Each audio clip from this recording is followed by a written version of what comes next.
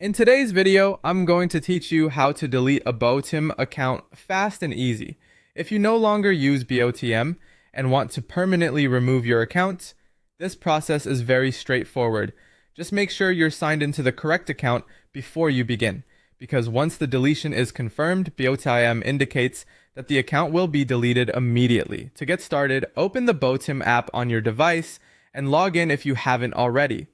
Once you're inside the app, look for the Me section and tap it. This is where your profile and personal settings are located.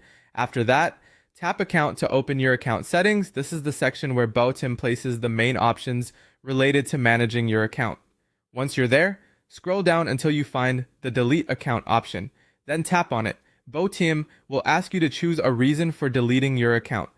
Select the option that best matches your situation. This step is usually required so the platform can collect feedback about why users are leaving.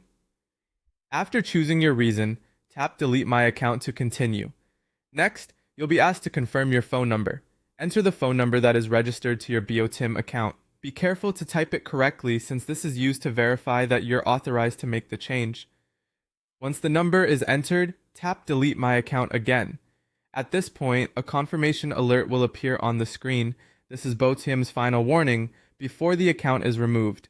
Read the message carefully, then tap Delete to confirm that you want to proceed. In some cases, BOTIM may show an extra prompt if there are ongoing requests or account associations connected to your profile. If that happens, simply follow the instructions shown on the screen and tap Delete again to complete the process. Once you've done that, BOTIM states that the account will be deleted immediately. That means you should only move forward if you're completely sure you want to remove the account. And that's it. That's how to delete your BOTIM account quickly and easily.